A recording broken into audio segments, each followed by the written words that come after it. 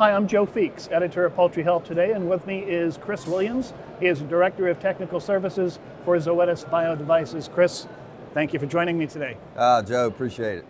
Now, Chris, I don't know if a lot of people realize this, but you were one of the guys who was on the team who developed the first in novo vaccinator for the poultry industry. That's right.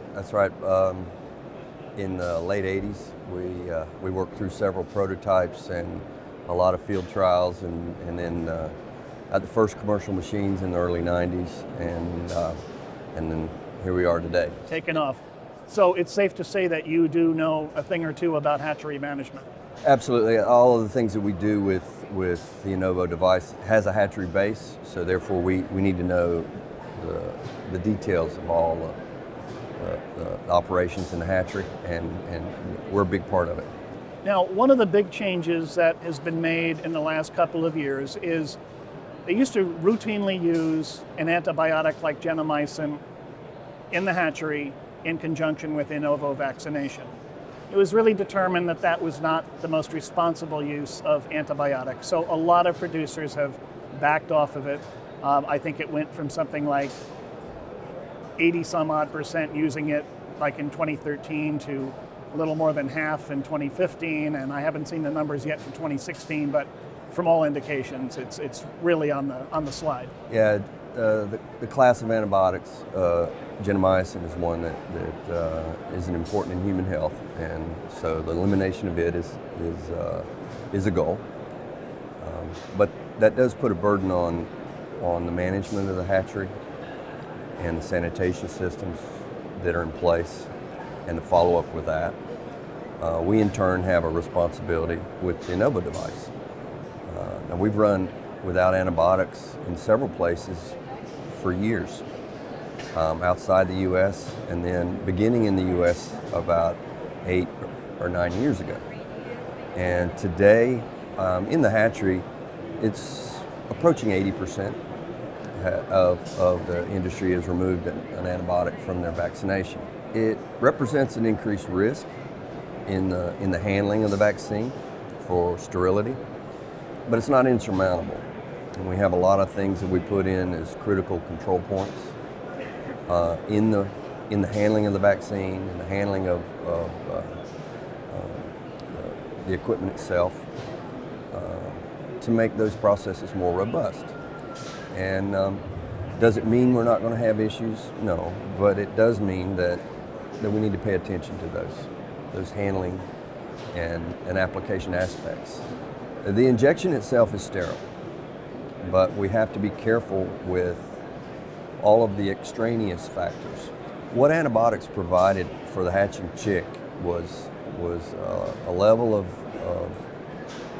of efficacy internally during the hatching period, and it represented a good defense against a huge microbial challenge.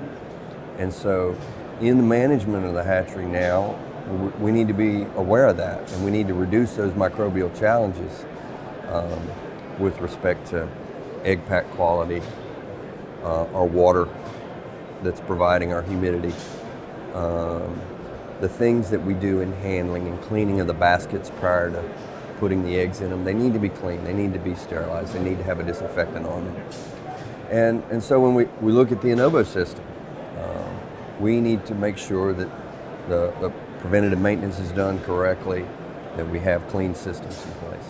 So yeah, it's a lot of details, but just more to manage. Now, you talked about the actual vaccination, and the vaccination that is being administered by the in novo machine. A while back, you added 2 needles instead of 1, and I guess biosecurity was part of that equation. Could you talk about that a little bit? Sure. Integral part of the development was the use of a needle that injected the embryo and a needle that actually pierced the shell. And so needle inside of a needle represents separation of the 2 steps to inject an egg. The shell represents a formidable challenge microbiologically, while the internal contents of the egg with an embryo in it represent very little. So we separate the two. We don't want to carry shell bacteria into the embryo. So we do it with a separate needle, and we do it with a smaller needle. And that's withstood not just commercial vaccination of broiler and breeder birds, but also we utilize the same technology in vaccine production. And in vaccine production, it's also human influence vaccine that we're manufacturing. And so that represents a significant environment that we have to be sterile. So it's showing you that that's the way to do it. Yeah. In addition to better hygiene, though, does it do anything for the placement of the vaccine? That's all integrated into part of that motion. The location of the egg, the angle with which you bring it in, and where you deliver the vaccine. Yes. So those are all critical components kind of rolled into one. The needle in a needle provides for easier sanitation.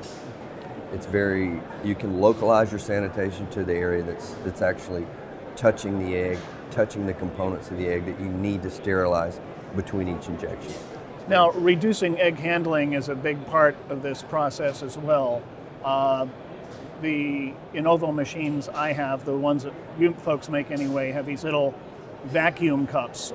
What do they actually do? Tell me about their role. Yeah, there's a certain level of misinformation about how you handle eggs in regards to the safety or the bacterial loads involved.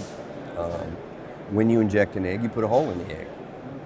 Therefore, it leaves itself susceptible to the environmental factors that you have, primarily in the hatching environment and the air quality that's coming in. The vacuum system that we've utilized for the last 20 plus years is a very robust system, but it does have the human factor involved with cleaning every day. And so we've always looked at new ideas. And one of our engineers a couple of years back was working with some ideas about handling eggs with wire. A wire. Yeah, we first called it the Wisp, and now it's got a new name. It's called the Halo. Halo. Yes, and it looks like it does look like a wisp, but it actually utilizes a mechanical means to cradle the egg without vacuum, and you can pick it up out of the tray, and you can actually handle it quite well. We're refining that now, and we'll be introducing it on our new InnovaJect equipment, the next gen. But we're also looking at making that available to our existing equipment, as we've done many times over the years. We take new technology and retrofit it back. And it sounds like the timing of this is great, with the industry reducing antibiotics, or in some cases eliminating them altogether, not just in the hatchery, but also in their production systems. We need more tools. We're getting a lot of tools taken from us, from certain disinfectants. You know, we've had certain quaternary removed off the market because of some of the antifungal activities that they have. Obviously, the antibiotics we spoke about earlier. So the industry needs more tools, and this is another tool. So we're trying to retool the tool chest, so to speak. Sounds good. Now, one other question. I know that your group conducts what you call process evaluations in the hatchery. Yes. What exactly are they? The process evaluation began as a tool that I used. And I went in and I just listed everything that was important to Innovo applications. And when we first introduced it, we didn't score it. We just went down a list and yes or no kind of answers. And about 15 or 18 years ago, we decided we would score it. And it got everybody's attention because there were things on there that we weren't doing, and we weren't doing them routinely. And it encompasses a risk assessment. So when you look at the things that are important to Innovo and you're reminded that you aren't doing them, you have an inherent risk of either a safety or an efficacious application of the vaccine.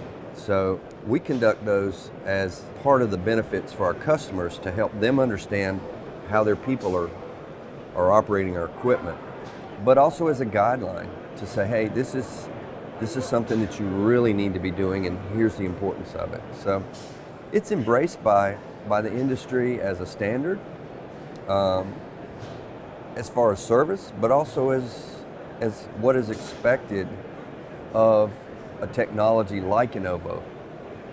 This is not a simple technology. It has some specifics that we need to follow. So it's kind of like me now. I really can't work on my automobile anymore. I used to change the spark plugs and change the oil, and I could set the carburetor up. I can't do that with. Why is that? Well, we got fuel injectors and we've got all types of different mechanics involved. So we need specialized folks and diagnostics. We have a computer in your car. You hook your car up to a computer module and it'll tell you what's wrong. So we're doing some of that type of thinking when we see people, and it leads to a lot of, our process evaluation leads to a lot of other things that we do, such as training, customer training. It leads to microbial evaluations, and it leads to maintenance if we're finding any issues. So it's a nice tool that we use as well. Well, it sounds like you're making a huge contribution to hatchery biosecurity. I bet the industry appreciates it. It's a moving target. We're going to have to keep at it. We have been talking to Chris Williams. He is the Director of Technical Services for Zoetis Biodevices. Thank you again, Chris. Thank you.